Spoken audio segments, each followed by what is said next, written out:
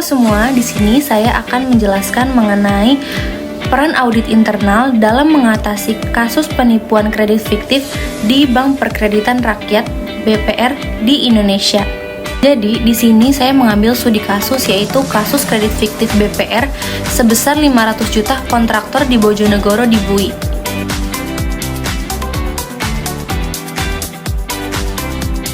Sebelumnya, perkenalkan, nama saya Namira Hilal Kolbu Adira dengan NIM 5504220022 dari kelas A jurusan Perbankan dan Keuangan.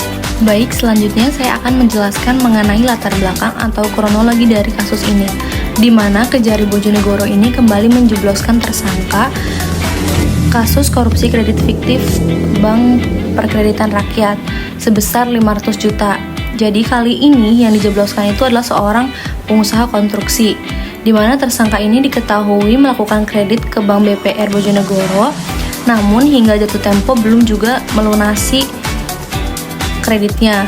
Meski pekerjaan proyek yang digunakan agunan telah selesai, bahkan proses uangnya juga telah cair. Kemudian, tersangka berinisial HR ini bekerja sama dengan IWF melakukan kredit baru dengan persyaratan-persyaratan yang tidak sesuai. Atas perbuatan kedua tersangka ini mengakibatkan kerugian keuangan negara sebesar 500 juta. Kemudian, modus yang dilakukan oleh tersangka ini dengan mengajukan utang ke Bank BPR Bojonegoro sebesar 500 juta. Adapun jaminannya yaitu kegiatan peningkatan jalan Luwi Haji Ngaroho di tahun 2016 sebesar 1,4 miliar yang harus dilunasi pada 1 April 2017. Kemudian, tersangka ini telah mendapatkan pembayaran penuh dari pemerintah daerah. Namun, kewajibannya untuk melakukan pembayaran terhadap pinjaman ini tidak dilakukan. Jadi, tersangka HR ini bekerja sama dengan tersangka IWF, yaitu tersangka IWF ini di mana dia ini seorang pegawai di Bank BPR tersebut. Jadi, tersangka HR ini dengan sangat mudah mengakses perkreditannya dengan syarat-syarat yang tidak masuk akal. Selanjutnya yaitu pentingnya pengawasan audit. Pentingnya pengawasan audit internal dalam mencegah penipuan yang terjadi di Bank BPR ini adalah auditor internal diharuskan memiliki pengetahuan yang cukup untuk mencegah adanya kasus kredit fiktif ini. Seorang audit internal dapat memfokuskan diri pada area-area yang memiliki risiko tinggi terjadinya kredit fiktif, seperti melakukan pengecekan data diri, kemudian mengecek identitas sehingga nantinya tidak ada terjadinya pemalsuan identitas. Kemudian pihak audit juga harus lebih teliti dalam mencek tujuan pengambilan kredit tersebut. Untuk apa? Nantinya tidak ada lagi modus-modus dari kredit fiktif ini. Selanjutnya yaitu ada analisis dari kasus yang harus dia lakukan audit dalam mendeteksi kasus penipuan kredit fiktif ini. Yang pertama, analisis dokumen, di mana audit ini harus memeriksa secara detail dokumen dari kreditur seperti identitas, kemudian bukti dari penghasilan, kemudian pastikan dengan jelas keaslian dan konsistensi informasi dari dokumen tersebut agar tidak ada terjadi pemalsuan identitas. Kemudian yang kedua yaitu verifikasi data, di mana audit ini harus melakukan verifikasi terhadap identitas kreditur dengan cara mengecek melalui lembaga resmi untuk memastikan bahwa identitas yang digunakan itu valid atau benar.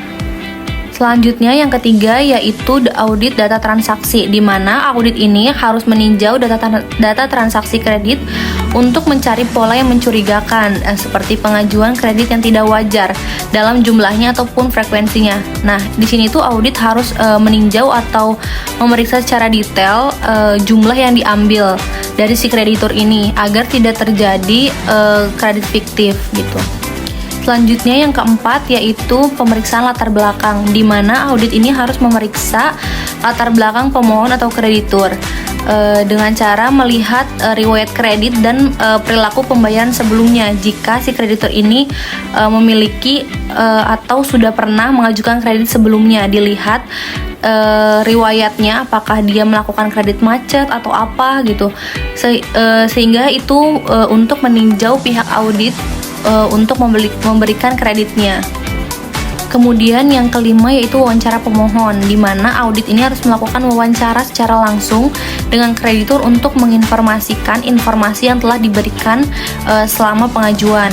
Kemudian yang keenam yaitu penggunaan teknologi, di mana si auditor ini harus memanfaatkan teknologi atau perangkat yang ada untuk menganalisis data dan untuk mendeteksi anomali atau pola yang mencurigakan dalam data kreditur. Selanjutnya yang ketujuh yaitu penyelidikan internal, di mana audit ini meninjau proses pengawasan dan pengendalian internal untuk memastikan tidak adanya kelalaian atau penyalahgunaan yang memungkinkan terjadinya penipuan seperti kredit fiktif ataupun kredit macet. Selanjutnya yang terakhir yaitu kolaborasi dengan pihak ketiga, di mana audit ini harus melakukan kerjasama dengan lembaga pemeringkat kredit ataupun pihak berwenang untuk berbagi atau bertukar informasi mengenai potensi penipuan yang akan terjadi nantinya. Pembahasan selanjutnya yaitu mengenai rekomendasi perbaikan, di mana pihak bank maupun pihak audit dua-duanya harus saling bekerja sama, yakni keduanya ini harus lebih ketat dalam memberikan kredit. Kemudian kedua belah pihak ini juga harus benar-benar memeriksa dengan detail identitas. Kemudian tujuan kreditur dalam mengajukan kredit ini apa gitu. Sehingga perlu diperhatikan juga pegawai-pegawai internal yang berpotensi akan melakukan tindak kriminal dengan memperketat sistem keamanan kantor, sehingga tidak ada terjadinya lagi kredit fiktif yang diakibatkan atau dibantu dari pihak internal bank. Baik, pembahasan yang terakhir yaitu kesimpulan, di mana untuk mendukung peran auditor internal secara efektif, maka perlu dilaksanakannya pengendalian internal. Kemudian, hubungan keterkaitan antara peran auditor internal dalam pendeteksian dan pencegahan kecurangan pada suatu perusahaan memiliki keterkaitan yang besar, di mana auditor internal ini diharapkan dapat melindungi perusahaan dari segala tindakan-tindakan yang dapat membuat kerugian bagi perusahaan. Semakin baik sumber daya auditor internal, maka semakin tinggi peran auditor dalam mengendalikan dan mengidentifikasikan pencegahan kecurangan yang dapat mencegah terjadinya kerugian bagi suatu perusahaan. Dan tentunya pihak bank juga harus memperketat sistem keamanan yang ada agar tidak ada lagi terjadinya kecurangan yang diakibatkan dari pihak internal bank. Baik, sekian dari saya, kurang lebihnya mohon maaf. Wassalamualaikum warahmatullahi wabarakatuh.